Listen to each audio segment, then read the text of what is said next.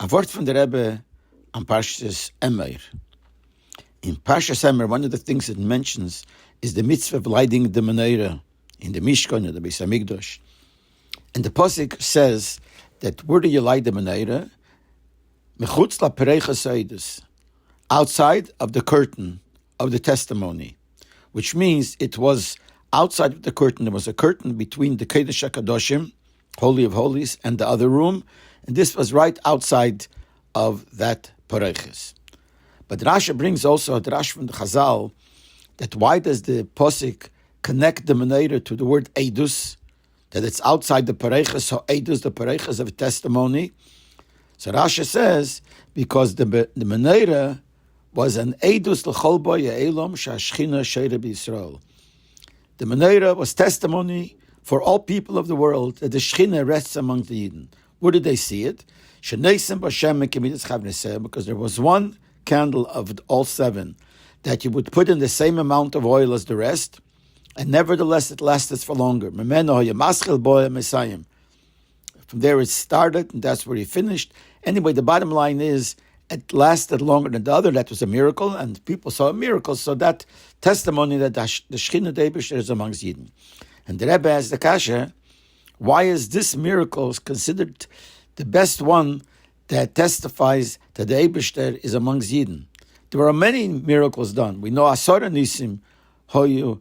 There were 10 miracles, it says in Pirkei Avos, in the Beis HaMikdash, in Yerushalayim. So each one of them could be testimony. Why do we pick that the menorah, the light of the menorah, is the testimony for the Shechina? It would seem the opposite. The other ones, some of them were outside that people could even see. This was inside, most people didn't even see it. So the other one should be more testimony. Why is the testimony concerning to the menorah? And the Rebbe explains like this, that light is the most spiritual thing that you find in this world. Everything else has some chemer, some gashmiznik thing to it, some substance.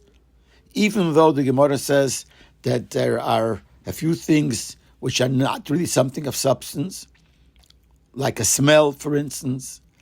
But nevertheless, there is something there. There is something in a smell that spreads into the world, into the air, that comes from a source of smell. It's there, and there is some substance there. We just can't see it so easily, but it's there. Light has no substance that you could touch. It's nothing there. It's just the union of light. So within this physical world, light represents the most spiritual thing, something that's less gashmi, less chumri, less tangible.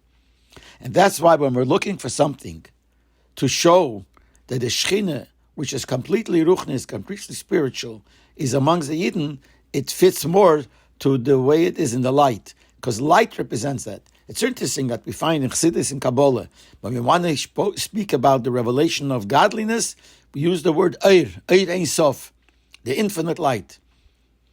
Why? Because light is the one thing in this world that is very spiritual, so to speak, and therefore that would be the moshel to spirituality, the real spirituality.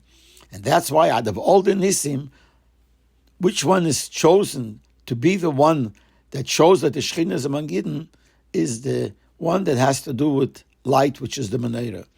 And that Nes showed people that the light shines longer. That means that the Shechina, which is Eir Ein Sof, is amongst the Yidden, and that's why it lights longer, etc., to show that the Eibishter is there special amongst the Yidden.